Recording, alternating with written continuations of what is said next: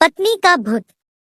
एक आदमी की पत्नी अचानक से बहुत बीमार पड़ गई। मरने से पहले उसने अपने पति से कहा, मैं तुम्हें बहुत प्यार करती हूँ, तुम्हें छोड़कर नहीं जाना चाहती। मैं नहीं चाहती कि मेरे जाने के बाद तुम मुझे भुला दो और किसी दूसरी औरत से शादी करो। वादा करो कि मेरे मरने के बाद तुम किसी और से प्रेम नहीं करोगे, वरना मेरी आत्मा तुम्हें चैन से जीने नहीं देगी। इतना कहकर वह चल बसी।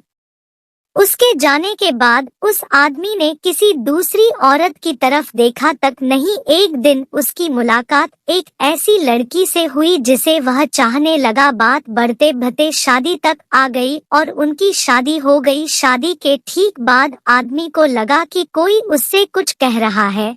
मुड़कर देखा तो वह उसकी पहली पत्नी की आत्मा थी। आत्मा बोली, तुमने अपना वादा तोड़ा है, अब मैं हर रोज तुम्हें परेशान करने आऊंगी। इतना कहकर वह गायब हो गई। आदमी घबरा गया, उसे रात भर नींद नहीं आई। अगले दिन भी रात को उसे वही आवाज सुनाई दी, मैं तुम्हें चैन से जीने नहीं दूंगी। मैं जानती हूँ कि आज तुमने अपनी नई पत्नी से क्या क्या बातें की। उसने आदमी को एक एक बातें बता दी जो उसने अपनी पत्नी से करी थी।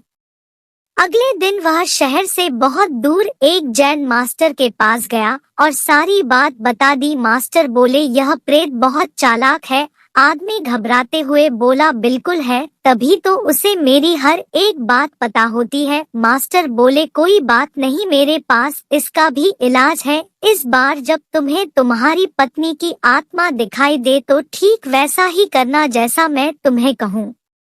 उस रात जब आत्मा वापस आई तो आदमी बोला, तुम इतनी चालाक हो कि मैं तुमसे कुछ भी नहीं छिपा सकता और जैसा कि तुम चाहती हो मैं अपनी दूसरी पत्नी को छोड़ने के लिए भी तैयार हूँ।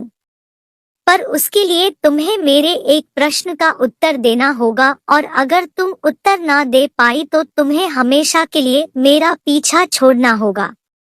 आत्मा बोली, मंजूर है, पूछो अपना प्रश्न। आदमी ने फौरन जमीन पर पड़े सारे छोटे छोटे कंकड़ अपनी मुट्ठी में भर लिए और बोला, बताओ मेरी मुट्ठी में कितने कंकड़ हैं। और ठीक उसी समय वह आत्मा वहां से गायब हो गई। कुछ हफ्तों बाद वह एक बार फिर से जैन मास्टर के पास उनका शुक्रिया अदा करने पहुंचा। आदमी बोला, मास्टर, उस बहुत से पीछा छुड़ाने के लिए मैं जीवन भर आपका आभारी रहूंगा, पर मैं समझ नहीं पाया कि आखिर उस प्रश्न में ऐसा क्या था कि एक झटके में ही भूत गायब हो गया। मास्टर बोले, बेटा, दरअसल कोई भूत था ही नहीं। आदमी आश्चर्य से बोला, मतलब? मास्टर ने समझाया, हाँ, दरअसल दूसरी शादी करने की वजह से तुम्हें एक अपराध बोध महसूस हो रहा था और उसी वजह से तुम्हारा दिमाग एक भ्रम की स्थिति पैदा कर तुम्हें भूत का अनुभव करा रहा था। आदमी ने पूछा, अगर ऐसा था तो वह मेरी हर एक बात कैसे जान जाता था?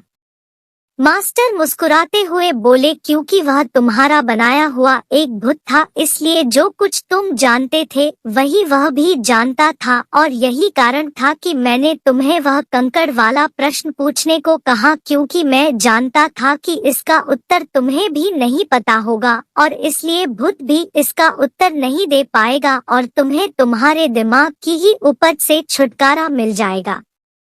आदमी अब पूरी बात समझ चुका था। उसने एक बार फिर मास्टर को धन्यवाद किया और अपने घर लौट गया। फ्रेंड्स, कई बार हमारे मन में भी किसी पुरानी बात को लेकर गलत भावनाएं रह जाती है, पर अधिकतर मामलों में हम किसी पुरानी घटना को याद कर अफसोस करते हैं और कभी कभार खुद पर क्रोधित भी हो जाते हैं। ऐसा बार बार करना गलत है। अपने भूत की वजह से अपने भविष्य और वर्तमान को बिगाड़ने में कोई समझदारी नहीं है। इसलिए अगर आप भी किसी पुरानी घटना की वजह से अपराध बोध महसूस करते हैं तो ऐसा न करें। गलतियां करना मनुष्य का स्वभाव है, सभी करते हैं। जीवन में आपने भी कई गलतियां की होगी, लेकिन कोई बात नहीं, उस घटना को पीछे छोड़ दें